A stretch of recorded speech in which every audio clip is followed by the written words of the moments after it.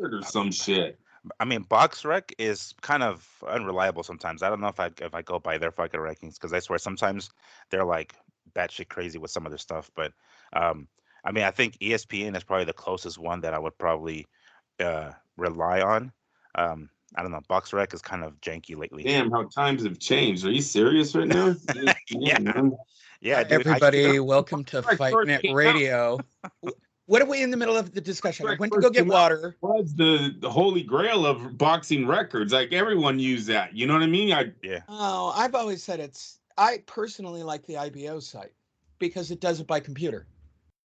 Oh yeah, That's yeah. just, and I know you hate that. I know you hate the IBO. Unfortunately, no one else likes the WBO site. No, IBO, not WBO. Oh, The IBO IBO.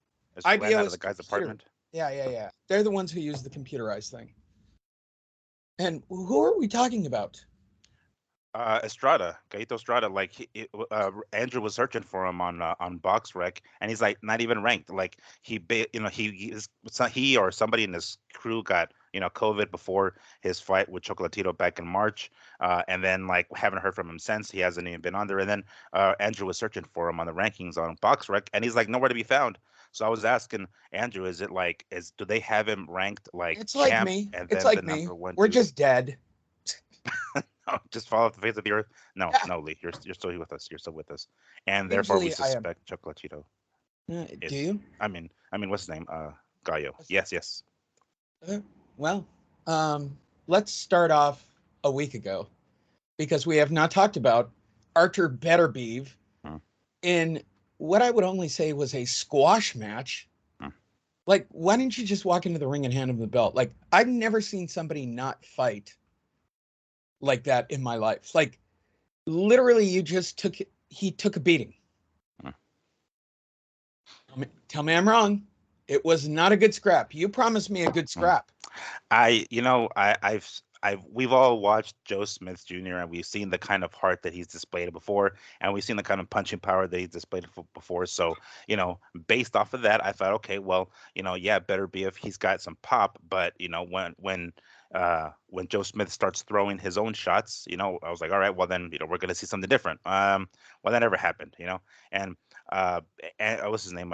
Andre Ward said it a couple of times, and I kind of like I don't like saying this about professional fighters, but he kind of made it seem, and I think he actually said these words that Joe Smith Jr. was kind of scared after he felt the pop. He was like, "Oh shit, this guy's pop is I can't take it," and then from then he just wilted, and then from then it was just all downhill. And I don't like saying using that word with professional fighters. I mean, like, yeah, I'm sure to some degree they all are, but it's like, hey, damn, like that will just left him. Like he was just there was no competition as soon as I don't like how many rounds did it go? Like 4 or 5? I don't know, but uh, 2. Oh Jesus Christ! So yeah, Yeah, I was like, I think it went two, Miguel.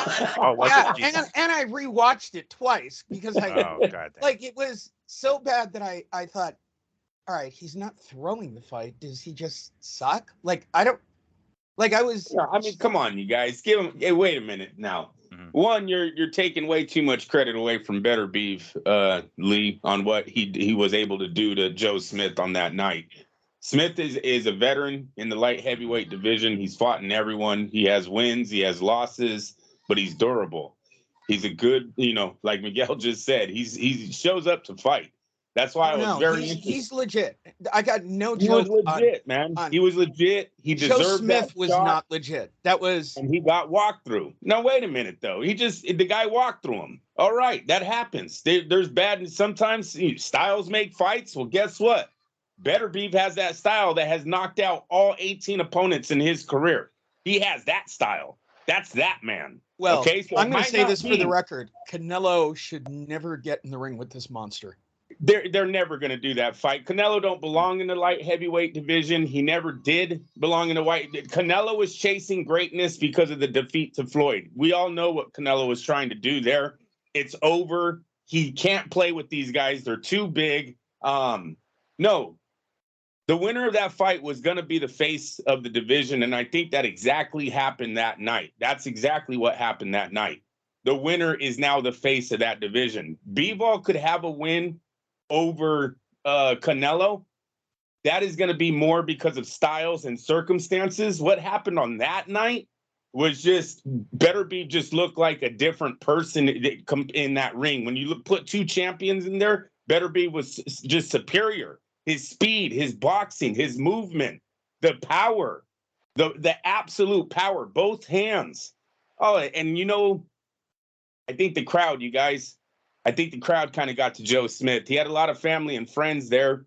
I think when he got hurt, he kind of like something clicked in his head where he just threw out his game plan and thought, all right, I got to knock this dude out, man. I can't go out like this. And that was a bad choice because Beterbiev is just so good. You don't want to fight him hurt. You can't fight that man hurt. He tried and he got knocked out. Who's got the WBA title? Bivol. So we're down to Bivol and it's on. Yeah. Oh, yeah. It's on. I mean, we still got Ramirez in the picture, but I mean, he doesn't have the belt. It's really just between Bivol and Beterbiev. Okay. It absolutely might be the greatest light heavyweight fight ever formed. I mean, they're going to have to look at that. You have one man who's coming in off of a win over the pound for pound fighter in the world, the best pound for pound fighter in the world. The other guy's coming in with the undefeated 3 titles and 18-0 and 18, 100% knockout ratio. Very rare the light heavyweights have ever seen this before, and that's even with Roy Jones there. It's exciting. I actually enjoyed what he did. The rest of the card sucked, as always. Yeah, no. Why do we let's catch up on some stories. Believe it or not, in 2 weeks, there are only 8 stories worth talking about. Tim Tszyu wants to fight Charlo, but I'll fight some dude named Mazzavilla.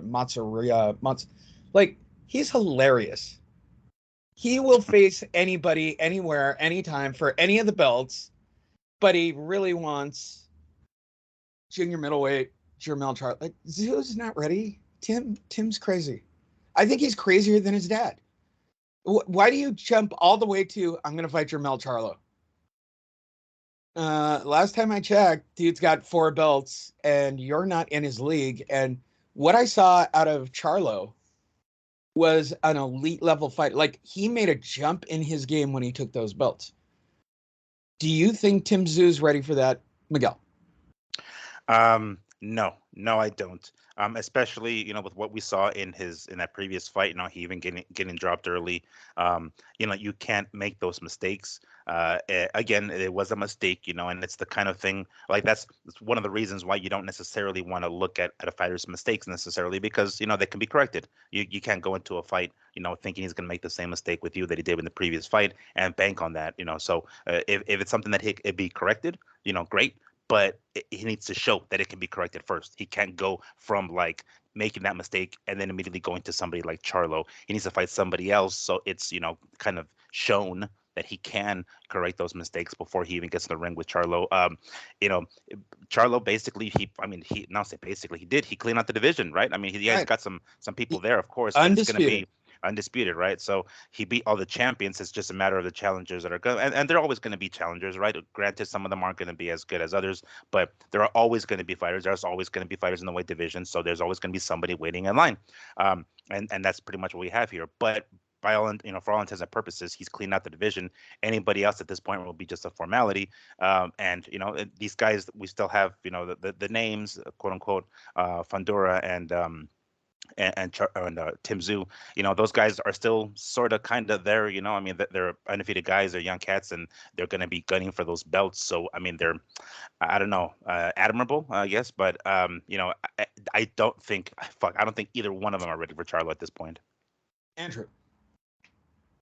Yeah, no, I absolutely, watch what you wish for, I guess, when you're talking about Tszyu wanting to fight Charlo, because he's not ready, but you're also talking about a kid who's answering a lot of questions about being his the son to Kostya. Maybe he's trying to get out of that shadow a little too early. Thinks it's time for him to start his own journey. I think Kostya was like 12 an hour, like 8 an hour. Like when he fought Jake the Snake Rodriguez and took his first belt. He was right. Way early in his career. Yeah, but also very big amateur, right? Olympic. winner. And it wasn't like he was pressured into it. Like it looks like we're kind of like Sue is kind of, even if it's by his own admission, like him being pressured. Nobody pressured Zoo into that fight with Jake the Snake, but it just so happens he was ready for it, right? And he threw him in there, and he was ready for it. But I think this is kind of a different story because he's feeling a little bit of pressure to step out of that shadow too soon. There you go. Aram is optimistic that Fury will fight. Okay, so I watched. Did anybody else watch the interview with in England with Tyson Fury? He did a full half hour with his wife on it's on YouTube. It happened this past week where he basically said the guy who used to be on CNN is a host now back in England, but Tyson said, I will pay you $1 million. I will pay my wife $1 million before I come back to boxing. He goes, I'll only come back for $500 million. Oh, shit. That's a lot of money, kids. Yes. I don't know if anybody's ever made. Wait, Floyd and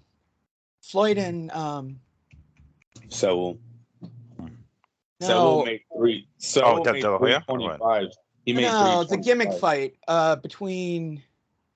Jake, like Logan Paul? No, not Logan. Come on, dude. It's Floyd versus Manny made more money Connor, than anything against else. Connor? In Yeah, Floyd Connor. lost. I thought Connor was 300 or 400 million apiece. Some crazy number. No, not at all. Don't start rumors. Conor McGregor made 300 million that night. No, Don't start rumors. Not that much. So but that's still a fuck ton of money. Come on now. It's a fuck ton of money. All right.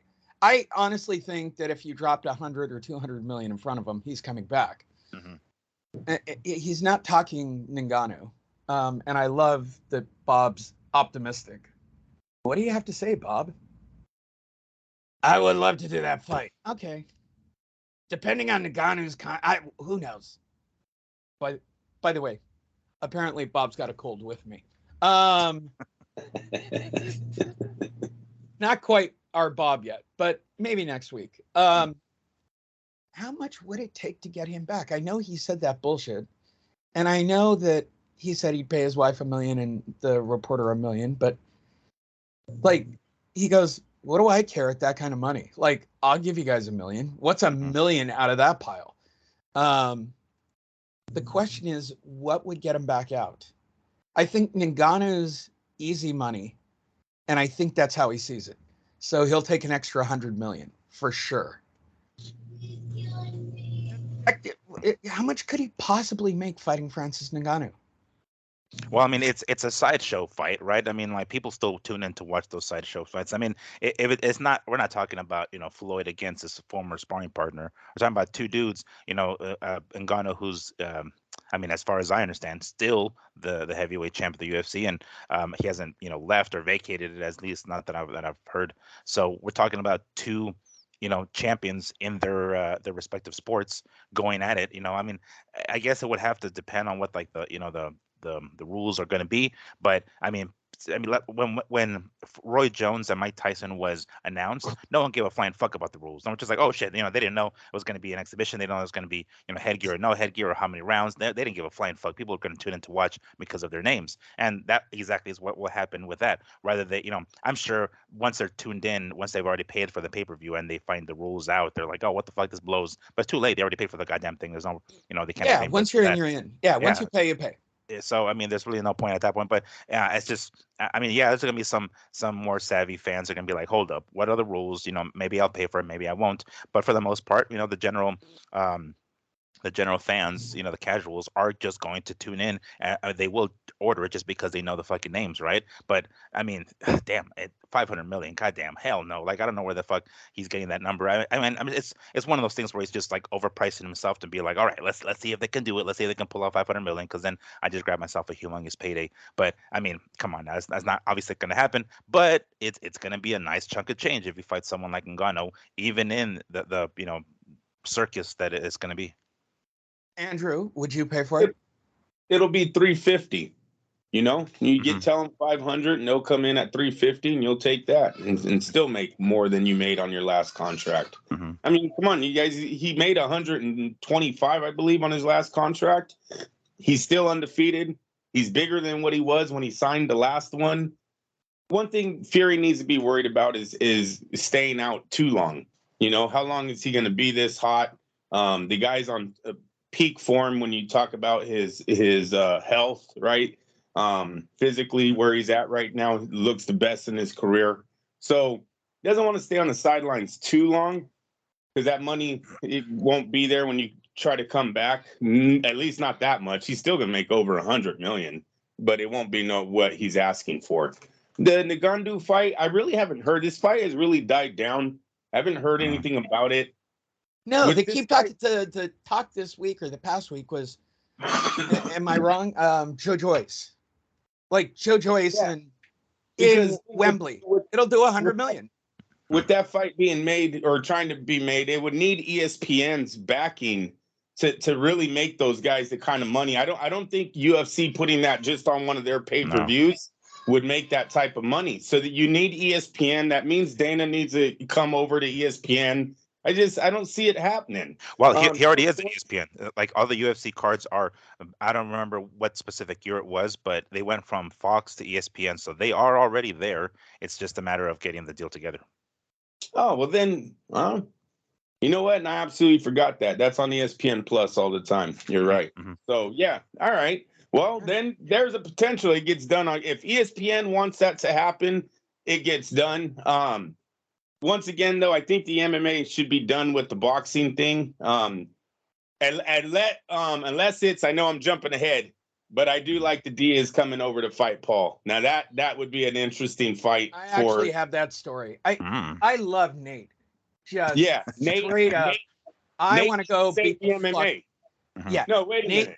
This is about Nate Diaz saving the MMA, you guys. He needs to come over here and he needs to put a 209 slap down on fucking the Stockton slap. The Stockton slap, yeah, whatever he used to do. He needs to really do that shit to this guy and get him to stop picking on fucking the MMA world. You know what I mean? Talking shit, doing all that. Dude, Nate is the guy you don't want in front of the podium. He'll out-talk you. He's gonna out-gangster you or whatever. You know what I mean? Out-thug you in the thug. fucking... He's a thug. Yeah. He and his brothers are just straight up like, I love it. I have bigger shit to do. UFC. I love the comment. See that turning into a Floyd Mayweather, Oscar De La Hoya type promotions because we all know the Pauls aren't real. They're celebrity tough guys. They're boxing. Jake Paul, or who's the one that is gonna fight Fury? Jake. Yeah. The other Fury, right? Paul. Yeah. Jake Paul. He's earning it. But his brother's nothing but a celebrity tough guy. I see Nate running that whole promotion, so really interested on that fight. I know Dana already gave it a green light, so that's a good sign for Diaz. Hope he gets that boxing match. Yeah, that'll actually be fun. Jumping back, we didn't discuss this. It's official. Rage on the Red Sea, Saturday, August 20th. Woo! What's that? Usyk versus Joshua. Oh. Nice. How exciting. Yeah, I don't know. And I've actually been looking at the build-up over the last couple of weeks for this. And what I find interesting is Usyk saying nothing, right? Like Usyk is like, I don't talk. Am I wrong? Joshua's getting trained by Garcia? No, you're right. He's getting trained by Garcia. He landed. He won. Lost. He lost. Yeah. He lost. He lost already. Garcia don't train. He keeps you in shape. There is no Garcia style. Garcia takes you as a fighter. I saw that happen, and I could not believe he was training with Garcia. Yeah, I don't like it either. Out Oxnard. What a nitwit.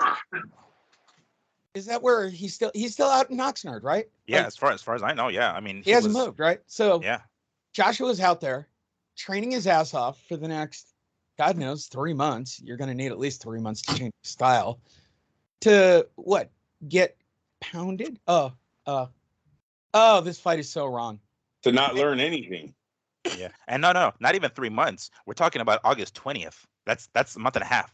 Or a little under 2 months. Yeah. Well, what's a training camp? 6 weeks, 8 weeks? Yeah. But I mean, like with a fight this big, we've seen it happen before. Fighters, switch fucking trainers or whatever. I mean, he's already had the switch in mind from way before then, but to officially choose a trainer and then get used to their style, or and then have that.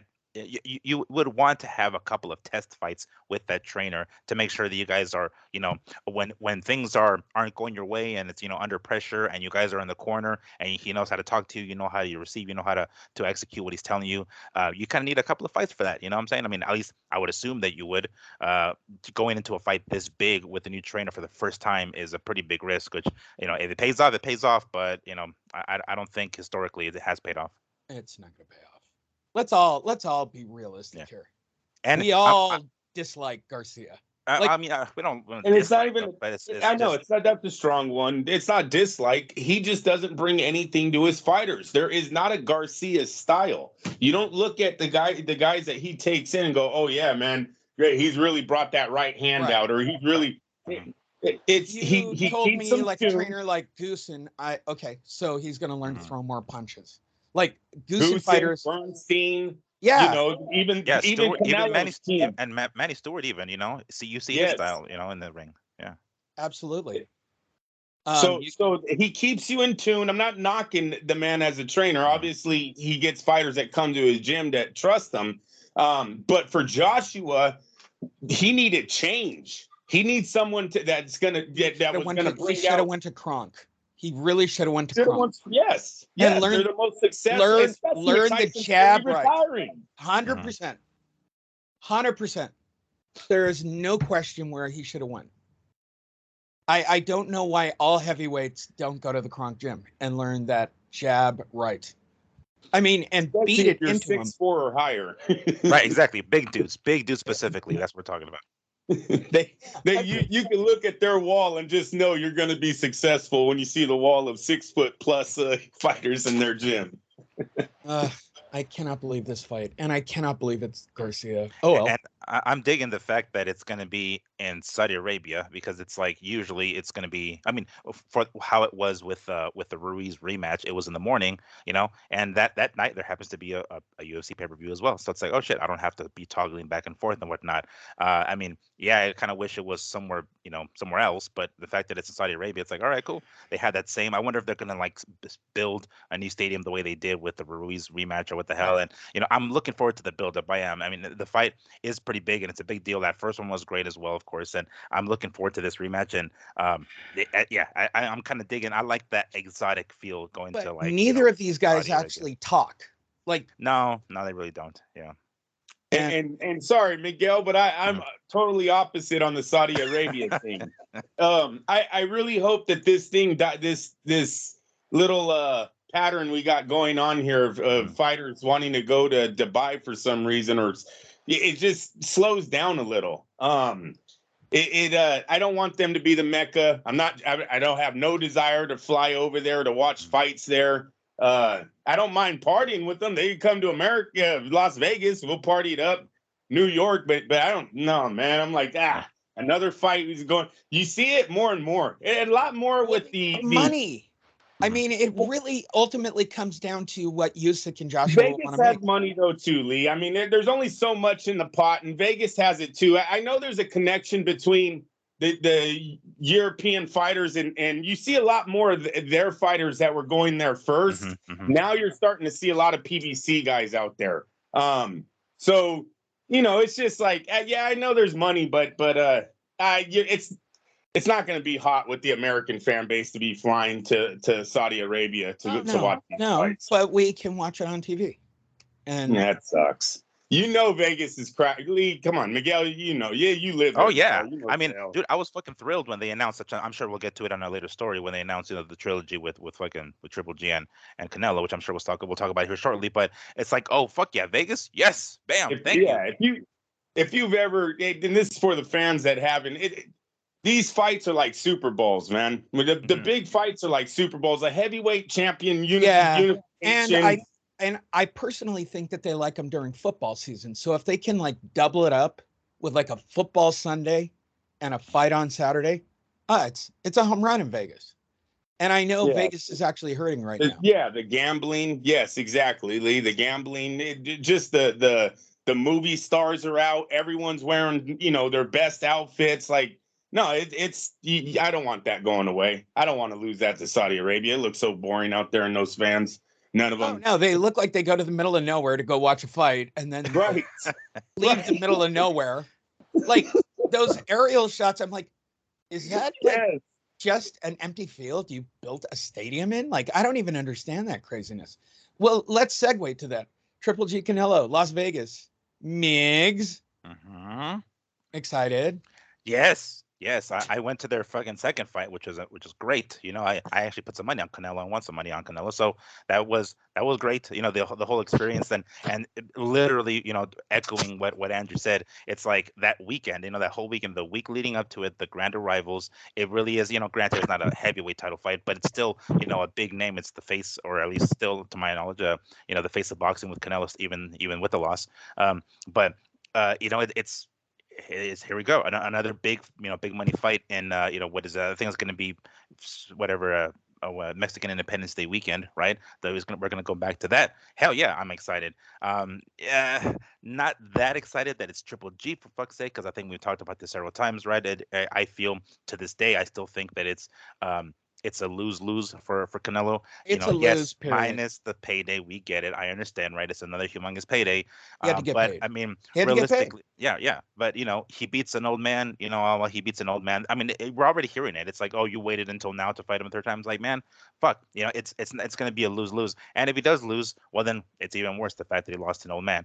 I think the only way, you know, he makes it, like, you know, at least, I don't know, to some degree a win, is if he like really knocks it out of the park and, like, you know, clotheslines Triple G over the top rope type of shit, like knocks him the fuck out. We're like, oh goddamn, yeah, you know, he's old, of course, but a spectacular win like that would be like, oh shit, okay, god damn, you know, it's at the Yeah, very like a least better a beat. highlight. I need a better beat Yeah, knockout. a better beat, yeah, beat down, I something need a like that, beat right? down. Like, you're either gonna beat the shit out of him, but if you let Triple G go I 12 know, rounds go with 12 him rounds. That's what I'm saying. and Even with a leave it win, again to a ah, decision, oh, yeah. bro, you need to go in there like better be even handle your scandal. Hmm, hmm. Tell me Which I'm wrong, Andrew. which might be even like leave Triple G. I'm sorry, Canelo No, susceptible to stuff. If he goes in there with that mentality, he might be more vulnerable. We might have a more exciting fight than, you know, the last two. Andrew. yeah, no, listen.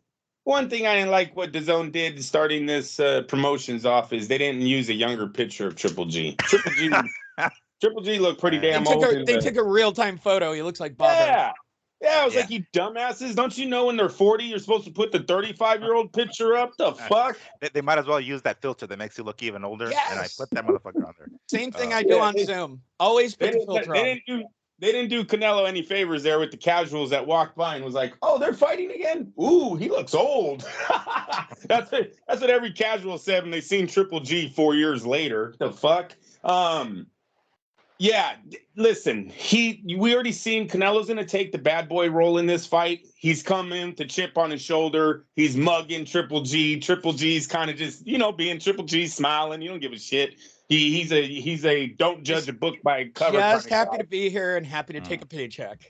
No. But in the past, he's always smiling, and then he's an animal in the ring and kills you. Like that's just who Triple G is. You do not judge him by his cover. You don't. He will smile at you, and then he'll knock your head off in the ring. So it's sort of what Inoue did to Nonito. Oh, those two were hugging that week. They were taking photos with family. That fucking bell rang. Inoue took his head off. So there's guys that are just like that. Triple G is definitely one of these guys. So you've seen Canelo. He's gonna play the villain. All right. So that's gonna be a kind of a love-hate relationship with the boxing fans. That's gonna turn some people against him, even the fans that used to like him. You know, if he starts acting this way, hey, get out of here, motherfucker, you know, talking that way and during the press conferences and shit. We'll see. He's got to knock him out. If he knocks him out, Canelo's probably the new bad boy of the super middleweight division, and everyone will be gunning him to take him out of the super middleweights. But to me, the fight's way overdue. This is. I'm sorry. This feels a lot like the Maldrick Taylor Chavez 2 rematch, where I think that happened 5 years after the first fight. just wasn't it wasn't as exciting. So we'll see what happens. But no, I haven't liked how Triple G looked in the last 2 years, probably of his fights. He does look like he's on the decline where Canelo hasn't. Even in the Bivol fight, I still, yes, he beat the pound for pound fighter in the world. It still seemed like more circumstances than it did that his skills were better than Canelo. He was just able to take nothing that Canelo threw that night affected Bivol. Bivol was 200 and plus pounds, and he wasn't getting hurt. And it was just a good big man beating a great small man. So to me, Canelo I didn't look at that fight and go, oh man, he's just old. That's it. He's deteriorating. No. Canelo's still going to be one of the best fighters, if not the best skills in the boxing world against Triple G, where Triple G's going in on obviously the decline of his career. I have Canelo stopping Triple G in the middle rounds. From right now going in, Canelo's going to be, I think you said it last week, Miguel, when you were like, the worst thing that could have happened was Triple G getting Canelo after a loss. With the first round of these promotions, it really seemed that way. Canelo's going to go in this thing on fire, and I don't know if Triple G can match that.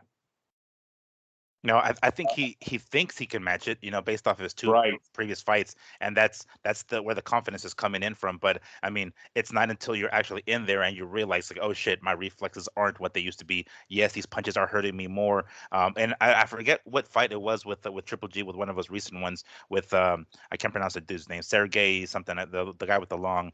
Derevianchenko, I think it was, and he got hurt to the body. You know what I'm saying? And it's like, oh shit, he got hurt to, and you can tell he started backpedaling. It's like, man, we know Canelo's got great body shots, right? So it's like, man, if he catches him like that, maybe he Triple G still has the chin. Maybe he can still take it on the chin, but to the body, I don't know. So it's good. It's a fight that I'm looking forward to, yes, because it does bring that big fight vibe, that feeling to this week, to Vegas, of course, in that particular weekend. So Lee, we're gonna submit some credits for that one. Yes, I already know who's going to be in charge of that, so don't hold your breath. Okay. Bob Arum had the greatest quote. So he's putting together Better Be versus Bivol. We're not doing it on Dead Zone. Yes. Nobody watches it. Oh, God bless you, Bob. God bless you and your hatred and just being an old man. I mean, that was a good quote. Oh my God! When I saw that, actually, I was like, "Damn, throwing shots. Nobody watches it. Oh my God! Yeah, I still say to this day that Bob didn't know about the ESPN deal. Like, that was somebody else in his camp. My favorite story of the week: Jarrell, Big Baby Miller, was fighting last week during the WBA's KO to Drug Festival in Argentina. Wow. Wow. He fought? Yeah. Oh, yeah. He fought on my God. Whale? Oh my God. He's a fucking whale, you guys. Wait.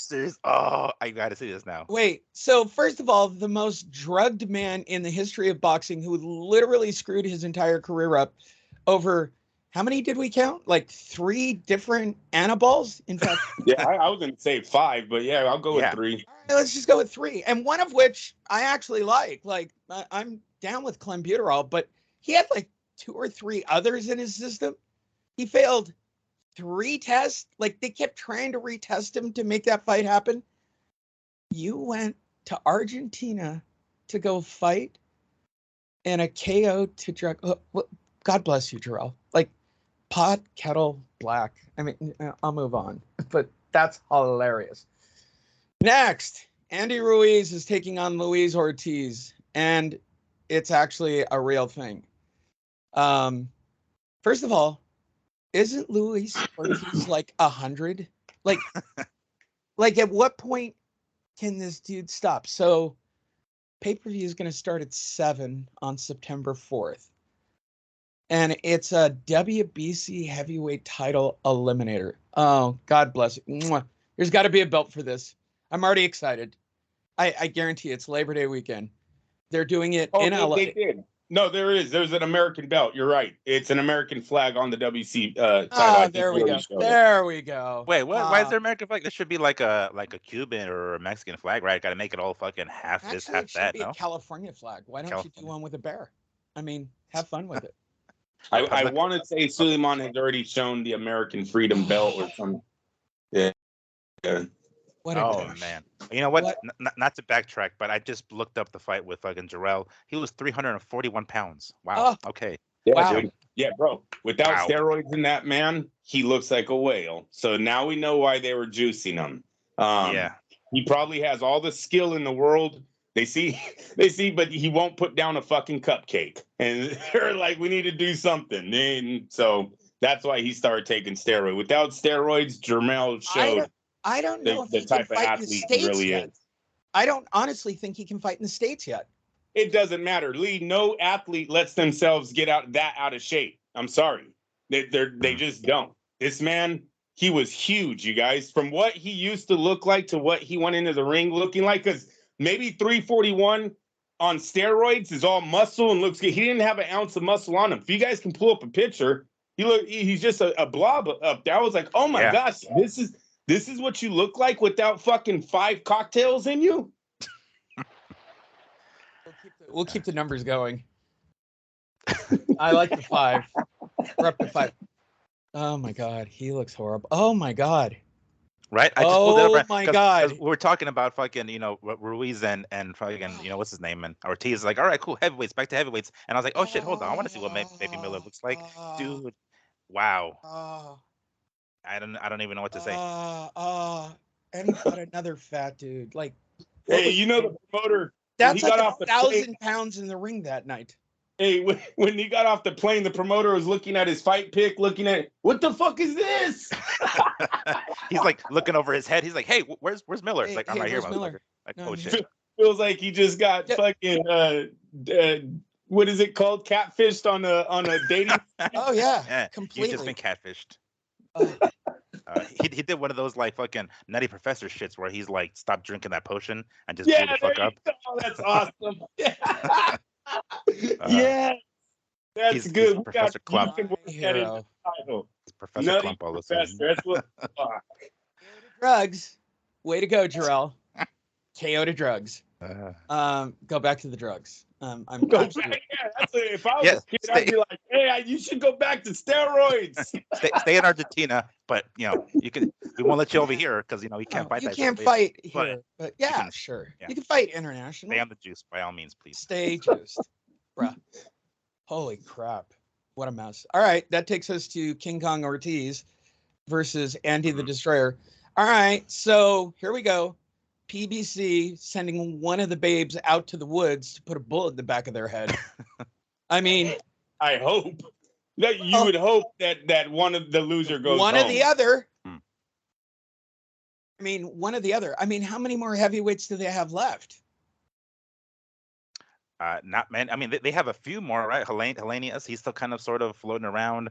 Kawanowski's I mean, at the very least, they're punching bags. Gap Yeah, fillers, yeah, Pretty fillers. much, right? Yeah, Right. gap fillers, exactly. So what we're Besides. clearly setting up here is winner here gets a shot with, right? With I mean, Fury. Deontay. Suppose. Oh, no, yeah, well, this is like the Deontay setup.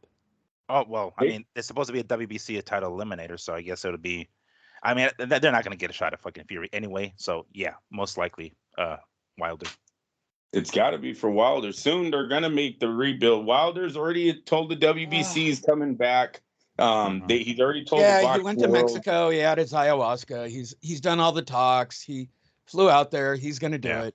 He had the trip. Unfortunately for Andy Ruiz, this matchup is not a good one for him. Look, the only guy Andy Ruiz has beaten once in his claim to fame was a Anthony Joshua, who's not that great of a boxer. Then he doesn't win the rematch when Anthony Joshua does box. No, this Luis Ortiz is definitely that type of boxer. Now, at the age of 45, 50, 55, whatever he is, I don't know if he has the 12 rounds in him. But 3 years ago, 4 years, no, I would have Ortiz the fucking clear favorite in this fight. he will stick and move. And Andy just isn't that type of guy. I've never seen Andy move for 12 rounds, right? So, and when he did it against Joshua, he lost. So this is a scary fight because everyone thinks Ruiz beats Ortiz, moves on pay-per-view, big pay-per-view with Wilder. And actually, I thought they should have went to that fight first. I think this is a bad move by Al Heyman. If Al end up losing this fight, you just add this to the list of just the time. Sometimes Al Heyman's timing just isn't right. He doesn't throw the fights off at the right time. If he loses Ruiz versus Wilder on pay-per-view, that's a huge pay-per-view. I'm telling you, that thing would probably do 1 million buys with the PBC fan base. With the Mexican PBC fans and the Mexican fans that follow Ruiz, Mexican Americans, and the PBC fan base that follows Wilder, I think that fight would do great numbers. It doesn't need a warm-up match. Well, my comment to that would be, isn't Andy Ruiz with Garcia as well? I know he left the Reynosos, but I don't remember where he landed. It might be Garcia as well. I'm not entirely sure. But I think I want to say he went to himself. He's by himself. Like when it shows him, I don't remember seeing him with the trainer. Yeah, that's what I'm thinking. Oh my God, he went full Deontay and just opened his own gym. Yeah, probably in the garage kind of deal. The worst. That does not work out historically for fighters. We saw how it helped Deontay. It didn't help Deontay. Didn't help Chavez Jr. It doesn't help anybody to just start working out in your garage. Oh, no. But I got a trainer who comes over. Good for you. Yeah. Comes over at noon after I wake up at fucking partying the night before. Right. Oh my God, Andy, and he looks good. I mean, he looks great. Well, as long as he can keep the weight off, I mean, that's one of the things. Even if boxing wise, he didn't improve per se with the Reynosos. At the very least, he had somebody looking over him and keeping his ass disciplined. Like keeping the cupcake out of his goddamn hands and keeping the menudo out of his fucking face and sticking with it and trying to stay in the gym and keeping a close watch on his intake. But without that. Now it's like, okay, well, who the fuck's gonna look over him and look after him and make sure that he doesn't end up, splurging and losing his shit? Because I mean, this is sort of, we mentioned a few seconds ago. It's kind of a make it or break it for Ruiz. He loses this fight because a 41-year-old fucking Ortiz, like he's gonna drop big time. Like he's gonna be going to Argentina and fighting people like fucking Big Baby Biller. So it's like it's not a good thing. He needs to really this is really a crossroads fight. I mean, for both really, but Ortiz is on the way out. He's already 50s, right? He's already on the way out, so it isn't so much a crossroads type of fight for him as it is for Ruiz, and he just really needs to keep I don't know who's in his corner, I don't know who's in his ear telling him what to do, but keep a close eye on this motherfucker because this is really his last shot. Yeah, I agree. And for Ortiz, I love his whole I'm gonna keep battling and taking care of my sick dying daughter, and he plays that angle, and it's a great story. But bro, you're 100. Put it down. He should have brain damage, at least on the two Deontay fights. Dude, that second KO, goddamn, the way the sweat just flew off of his head after that. I mean, in the 7th round of that KO with Wilder, it's oh goddamn, that was hard. Late too, late ugly. What are you doing? He did. Yeah, the look on his face. He's like, what the fuck? Who threw that break? It's no, bro, that was a punch. All right. Which takes us to last night. Bam Rodriguez beats down, stops Sorvi Rungvisai in 8. We have a new guy. I assume today he's already elected pound for pound the best fighter in the world, because apparently if you follow that lineage of Estrada, Rungvisai, apparently in this weight division, once you beat one of these guys, you immediately... I'm surprised nobody's done it yet. I haven't checked, but I mean, Bam should be the new pound for pound king. Maybe I'm wrong. That's how this all started. Andrew, you want to take this one first? Well, I mean, he's not pound for pound, Lee, but at 22 years old, he looks like one of the best prospects that the sport's got coming in the next few years. At 22 years old, he's already beaten Cuadras and Rungvisai. Those are two of the best fighters. These guys have been putting on the best fights in this division. It's been very exciting for many years. He beat them both. Now he's going after Chocolatito and Estrada. Huge future for this young man. If you watched that fight last night, it looked sold out. They're all screaming. I've already seen the fight twice. I've watched It's it exciting twice. as shit. Mhm. You know, he's throwing beautiful just the technique that he shows. They keep putting Junior on the couch. Just watch him. Yep. His feet, his hands, his countering. It was efficiency. Yeah. What I saw, right? So he knew when to just pitter pat, and he knew when to bring heat. Sidestep. It's a beautiful move he had going on that old man. Hey. And when he brought it hard. Holy jeez, for a little guy. I mean, I don't know what it is about these particular 4 or 5 fighters that everybody gets excited about, but fuck, man, did he bring heat. I mean, the close to that He's fight. Still throwing kid knocks in there, Lee. I see you. Well, look, this all started a couple of years ago when we started declaring these guys pound for pound best in the divisions. Okay. Look, there's everybody take a breath. Estrada is still there, though. Estrada is still number one. Him and these little divisions, and you'll go ahead next, Miguel. But these little divisions are really exciting right now. Just add Rodriguez's name to this list, and yeah, I hope these fights start getting made, because one division higher, we have the monster from Japan sitting there waiting for everyone to start gunning for him. These are going to be big fights, you guys. Estrada, Rodriguez versus Inoue. These are huge fights. And then Inoue versus Fulton. I know we already talked about that. These are huge fights for these lower divisions that we really haven't had an era of this many high caliber fighters there ready to take off. So no, I'm very excited for these smaller divisions. I mean, I was a huge Carbajal fan, right? So I was totally into these lighter weight divisions, but there was never anybody for him to fight. Ever. Yeah, that's right. And Ricardo Lopez, the same thing. No one around. Mm-hmm. That's why you move up. You go to the next weight division. These guys are tiny little humans, and they beat the crap. Like, it was a shocking beatdown. Like, I was actually surprised at how efficient he was. But boy, the close of that fight, I mean, he just ate him up and he was like a wet blanket on him. Tell me I'm wrong, Miguel. That was a strong close. It was. I kind of anticipated that the first few rounds would look like that, because it's common sense. You don't want to stand and trade with somebody a heavy hitter as a Soren Visai. So I figured, okay, well, the first few rounds he's going to move a little bit, right? And at some point, Soren Visai is going to start unloading that left, and then we're going to start seeing a little bit more of an even fight in the middle, the rounds to late in the fight. I did not expect, like, it almost looked like Rodriguez was stronger.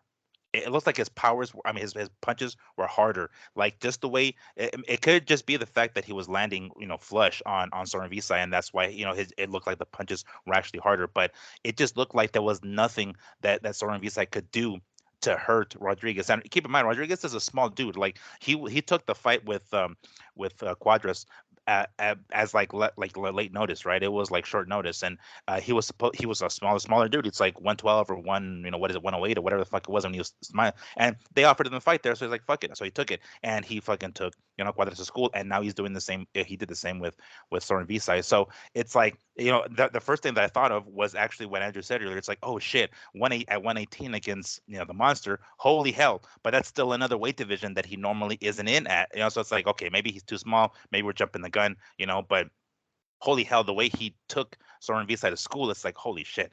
But it looked, he looked great, obviously, right? The one thing that we forgot to mention, the jabs. Holy shit, those jabs were in Soren Visai's face all night. He did not give Soren Visai one fucking chance to do anything, to amount any sort of offense. He moved out of the way.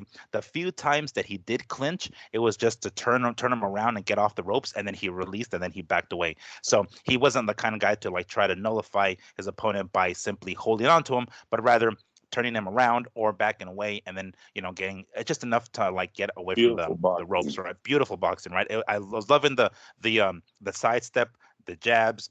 the momentary clinches. But man, it was just such a performance. And I was texting my pops because my dad right now he's in Tijuana. So I was texting him, it's like, oh, because he didn't take his Fire Stick with him, so he can't watch it on the zone over there. So it's like, damn it, I'm trying to like text my dad kind of round by round, play by play shit. I'm like, dude, Rodriguez is putting on a performance of a fucking lifetime. It is perfect. He's damn near not getting hit. I mean, he got hit more with Cuadras than he did with Soren Visay, and he was able to stop Soren Visay, something that neither Chocolatito nor Estrada was able to do.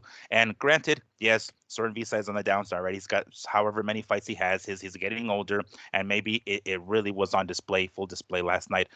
But the one thing that fighters, even older fighters, the last thing that they tend to lose is their power. So I was expecting him to still at least, scare, earn some respect in the ring and scare Rodriguez a little bit and be like, oh shit, I feel his power. Like, goddamn, he couldn't even do that. So, I wanted to get excited, because I love these weight divisions, but twice they asked Rodriguez, what he thought about, what was next after the fight, and twice he said no to Chocolatito, no to Estrada, right? No to anybody else, because he said he's going to leave that for his brother to take care of. So I guess from what I understand, he's planning to move back down, which kind of sucks, right? Because like the money is at the weight division that he is now. So worst case scenario, if his brother isn't able to handle business there, he can still be there. And let's be real, we want to see him against these fighters as opposed to his brother against these fighters. So yeah, I was right off the bat excited. I was nutting my pants at the possibilities of some of the fucking fights that they can have at 115 until he said, no, I'm gonna leave that to my brother. And it's like, oh, god damn it. Like, okay, I guess. But, maybe we get to see another one of these, Glenn and Nonito Donaire type of things where like Glenn kind of falls by the wayside and Nonito takes over. Maybe that's what we're gonna have here. Klitschko's, and you can have two champions. We'll see. We'll see what he's saying when he goes back down in weight and they offer him 20,000 for a fight when he could be making making $1 million, right. To move up. So, and those fights pay. Those fights especially the Inoue. We all know Inoue is going to be the big pay-per-view ticket here. This guy's coming over from Japan. He's bringing money with him. If one of these Mexican fighters from Mexico can get hot, this is going to be a huge fight in Las Vegas. This fight will land in Las Vegas because there's money on both sides. Vegas will be interested, and it's a start to a great career. Texas is coming strong. I mean, we've had a lot of big fights. Yep. And they sold that fight out. It didn't look empty to me. I didn't see really empty seats. Like the kid brought it. Yeah, I haven't seen his brother do either. And that's what the promoters are going to start telling them. They're going to be like, look, we know you're looking out for your family, but... Yeah. Same thing when Miguel came down here and we went to San Diego. I go, there aren't empty seats. Like, these little guys sold this place out. Like, it was shocking how full it was. And there are fight fans everywhere. They just want the right fights. I think that's the whole thing. Like, we just want the right fights. Yeah, we want the right dudes against the right, we want the top against the top, and the names, take them to places like they did, this recently last night. I mean, with him in San Antonio, it's like, dude, you got to take them to the right markets, obviously, right? And San Antonio is obviously one of them with fucking we were kind of sort of knocking on Garcia earlier, but he's a Garcia fighter. He's got Garcia was in his corner. I'm saying? It's like, again, we're not seeing necessarily a Garcia style, but I mean, is this the kind of how can I explain it? I guess it's like a good omen for Joshua, for him to be like for Anthony Joshua. I'm saying, saying like, holy shit, I got myself, with a guy with Garcia who is now having these kinds of results with somebody like Bam Rodriguez. But is it the skill of Bam? It is. I mean, it is. But it has nothing to do with Garcia. No, it doesn't. But I won't say nothing completely. I won't say nothing completely. But I wouldn't say nothing. I'm not trying to say nothing. But it might be the title of this show. It's got nothing to do with Garcia. It ain't got shit to do. But I think Bam's got natural skill. He's probably been doing this like Andrew's kid since he was like 4, learning how to throw punches. That was just plain natural. Like, his instincts were so great in the ring. Like, what I really like is efficiency in fighters, right? You only see it in the heavyweights and the lightweights. I don't know why the rest of them don't fight like this, but heavyweights and lightweights do the same thing. You know when to just kind of pity pat and play the game and ride the wave. And then when it's time, bring the heat. Like, and always, here we go again, Andrew. Here we go again. Jab, right hand, motherfucker. Make him eat a jab all frickin' day.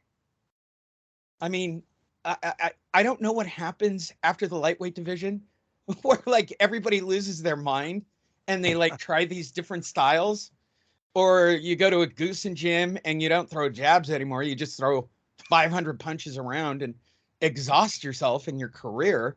I mean, if you historically look at it, it's just little guys and big guys, and they all try to fight in that efficient way. I mean, that's what I saw last night. I mean, it was actually art, what I saw. That's as good a boxing as you can do against somebody who is fairly skilled. I mean, and I think the most impressive thing, Lee, is the age. And that's what I want to keep bringing up about. He went up against one of the hardest hitting ex-champions that division has to offer. Rangan Vinsai is clearly the most dangerous fighter he's faced in his career. He's 22 years old. He's in front of his hometown, meaning friends and family are in the crowd, and you put in a performance like this, as long as this kid stays on the path and keeps doing what he's doing. But okay, so let's do a callback from early in the show. Tim Tszyu, same age. Yep, Tim Tszyu's been dropped by lesser opponents. Tim Tszyu doesn't have a title yet. He hasn't beaten a world champion yet, so I can't. No, Tim Tszyu's jumping the gun. I'm telling you, bro. You don't want just what you just said. Oh, sorry. Go ahead. No, go ahead. Go ahead. No, what Lee was just saying, the efficiency. It's the middle divisions that don't have it, and he doesn't have it. You know, he doesn't have it. In that group, you can't joke with those people. Yeah, you fucking need it. The Charlos of this world will eat you for breakfast. Like, that is a bad jump, boy. That I like the fact that he's going to fight Mozzarella or whatever the fuck the dude's name is. Take another fight, get yourself healthy, learn like it. There is a steep increase in that division. Yeah, very big increase. I mean, from welterweight to middleweight to like look at the real beasts of these divisions. I mean, you got Charlo with all the belts, and he looked like it. Like, I wouldn't sign a fight. And Lee, they have the type of power. You mess up one time, you're out of there. You're Raleigh Romero, okay? Yeah. That's what it would be. That is exactly what that is. Same thing. I mean, he did great. He did great until he had that one fucking moment where he was green, and Jermell will take your head off as soon as you get hit. It's crazy to me. Like, boxing today, I'm glad all the belts are getting cleaned up. I am. But there's a steep drop off after the top 10. Like, even in the top 10, I wouldn't even give half those guys in the top 10 the time of day. I mean, the fact that we've got unified champions happening constantly, it says a lot about boxing. I mean, it took a while to get here. Like, we went through 5 or 10 years of just dog crap. Like, what are you doing with the PBC? Like, I mean, I'll even give them credit. Putting Luis Ortiz together with Andy Ruiz, right? Well, you're putting a bullet in somebody's head. I'm glad. Right. I mean, out back, like I said, you're taking one of them out back on this fight. I mean, didn't they do that to the kid from Ontario when he fought Andy Ruiz? I mean, you're basically just putting a bullet in his head. Like, it is what it is. Chris? What's his name? Areola? Yeah, Areola. Yeah. I mean, that was basically a bullet in the back of the head for Areola. Like, you got work, bro. Yeah, and even still, he fucking knocked Ruiz down a couple of times. It's like, oh geez, maybe we're putting the bullet in the wrong person. Yeah, I think there's some really interesting things happening throughout the summer. We're also seeing the new generation that is coming. The lightweights have turned over. We've seen all the young prospects are now champions. Oh, no, Bam will be pound for pound champion tomorrow. I guarantee it. Leave. No. Yeah, but in a way, he's hit. Better Beeve has now hit the pound for pound rankings. You know, Josh Taylor. He's casual fans know about Inoue in a way. I mean, he is I'm just saying Unreal. when you're saying boxing's going through a weird thing right now, it's a changeover, and these young guys are taking out all the old fighters, the guys that are hanging on to belts. Like it's just that's what's going on right now. If you look at the pound for pound ranking, it's kind of a bunch of new faces. Rodriguez might be added to that too, and he's only 22 years old.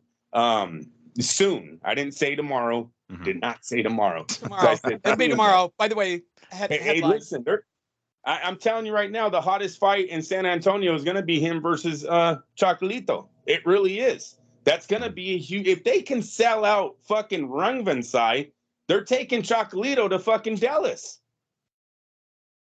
Yeah, There you go. and that is the one. That's the fight to make, because they were talking about this earlier before we started recording. What's his name? Estrada. Gaito Estrada is basically, from what I understand, is going to fight Bam Rodriguez's brother, Joshua Franco, sometime in August, if I'm not mistaken. So And that you know what that builds up right there, right, Miguel? Oh yes, of course. So we have that on that side, right? So I mean that leaves what, Chocolatito basically free. So why not get Chocolatito and Bam Rodriguez in there? Like, why not do that? Yes, I get it. What Rodriguez is trying to say, leave those guys to his fucking, to his brother. But it's like, well, his brother's gonna be tied up for a little bit, and who the fuck knows if he's even gonna win? So might as well go in there and get your stake. And I'm sure by that same token, his brother's gonna understand. He's gonna be like, hey, if I can't do it, by all means, you go right ahead and you have have your try at it. So there's no point in holding up the rest of the weight division for that. But yeah, there's money to be made there, and I hope Rodriguez can take advantage of it as much as he can. Go to boxingtonight.io and support our website. Follow us on social media. Follow him at Fight Fiend Migs. Follow me at Lee Honish. I almost have my voice back. We almost got Bob. And no matter what, Garcia doesn't do shit for fighters. That is going to be the title of the show. Garcia doesn't do shit for fighters. Oh, don't be mean. Come on. Oh, you can already see the banner going up, can't you, Andrew? Keeps them tuned, man. He gets them in shape. They don't, Manny except Bam Bam Rios, right? He never made weight with the Garcias, but no, seriously, whenever you really hear them talking about Garcia's family, don't they always just really go back to Fernando?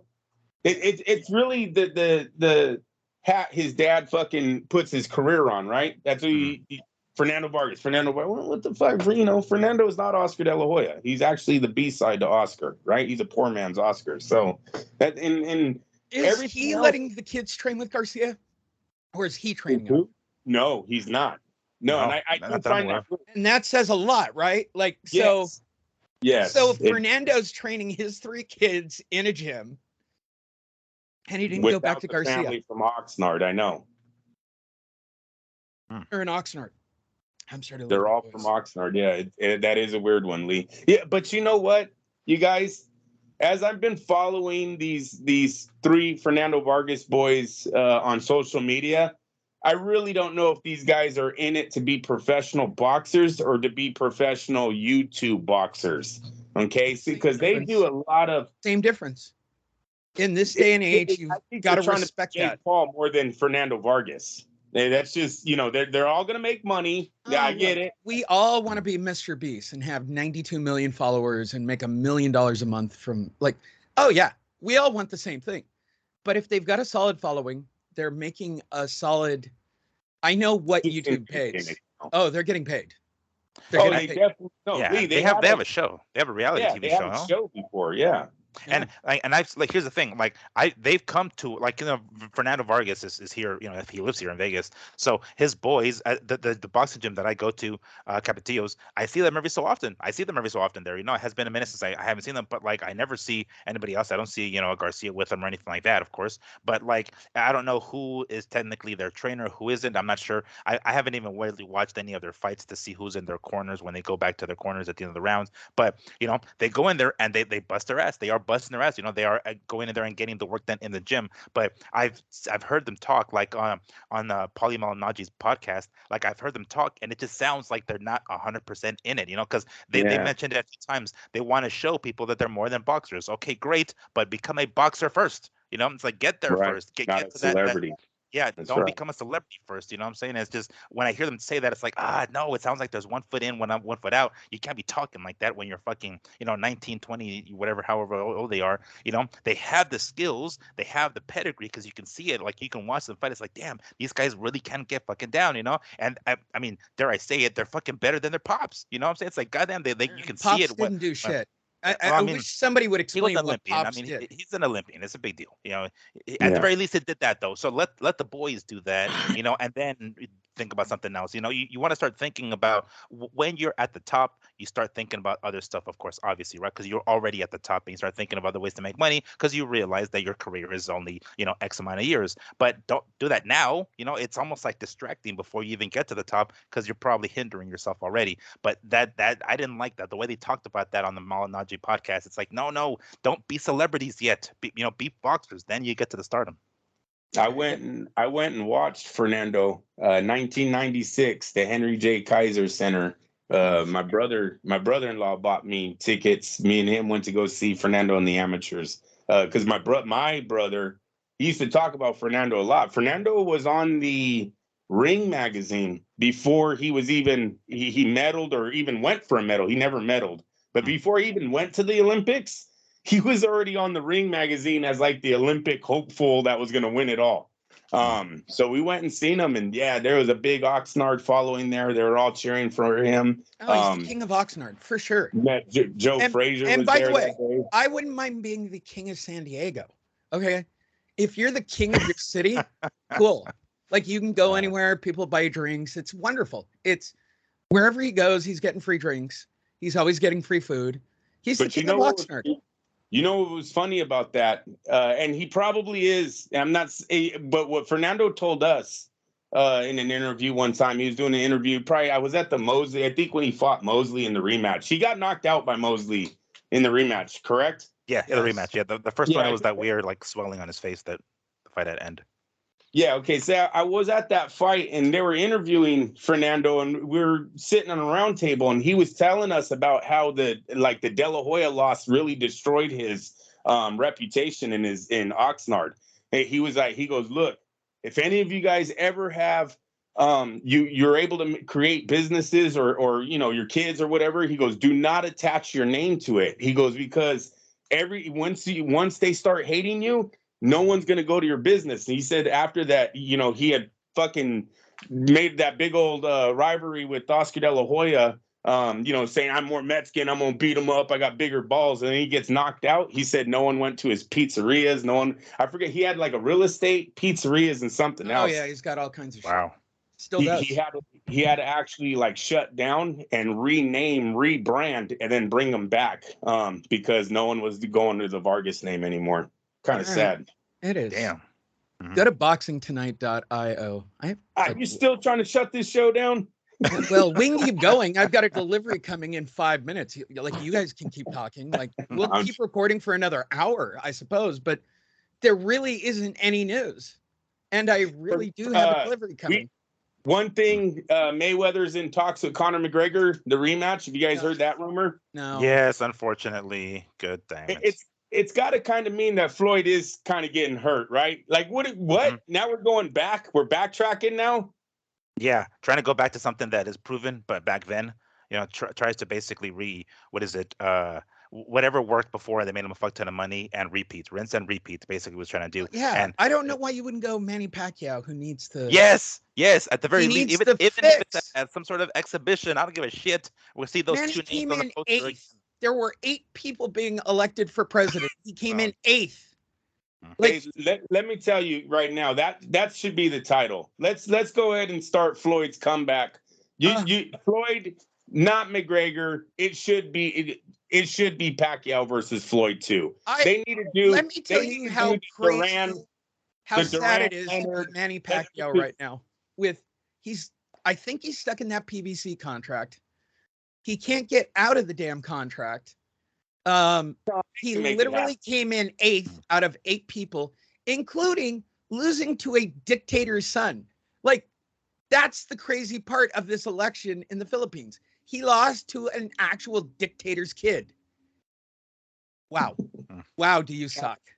I gotta say that there's enough money in that fight still to be generated. Oh, it's 100 million easy. Wait, we talking about McGregor or Manny? No, for Pacquiao, Oh, Floyd okay, too. gotcha. Yeah. Well, there's money in there- McGregor, Mayweather. That's what I'm saying, yeah, because there's money in that too, but I mean, not as much as before, of course, and it's going to be Ugh. even more of a clown, like more of a circus than it is. There would be at least a little bit more legitimacy with a rematch with Manny. Why not? Just fucking just call it. He's Manny, unfortunately, in my opinion, Manny has had a better career following the Mayweather defeat than McGregor has. If McGregor maybe would have had a solid win or comeback in the UFC, then I would say yes, there's money to be generated in that fight with Floyd. But I'm sorry, the guy has gotten his ass kicked way too many times in the octagon. Do they even take him serious? Like, I know he's good outside. He's a good interview. He yells, he cusses, he does all now that. He's got alcohol. He's yeah. He's actually very diverted from everything. I don't even know what weight he's technically at anymore.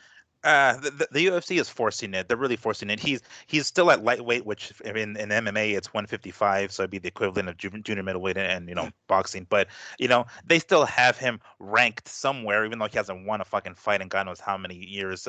They're trying really hard. I mean, he had one victory against Cowboy Cerrone, which wasn't even at that weight class, and this was like a couple of years ago after the fight. But even still, people nutted their fucking pants over him beating somebody who's on the way out at a different weight class. He has yet to fight in that, or win, I should say, in that weight class again, the one that he's in, lightweight. So there, and somehow the UFC has him still ranked because they're just dying. They need that motherfucker. So it's just really sad that they're really pushing that and forcing it so bad. But I mean, dude, he has not had a legitimate win in I don't know how many fucking years. I don't know what it's obvious that it's money, right? We always know this. It's obvious that he can do stuff outside of the octagon, the mouth that he has on him, and every other business that he brings with him when he's in the octagon. So that's obviously the reason. So that's why I think there's still some sort of money to be made with him and fucking Mayweather. But God, for the sake of it, just please no, for fuck's sake, just let it go. It was over. It was done with. Just leave it as it is. There's no legitimacy in that whatsoever now. Okay, I gotta go get my delivery. Oh. So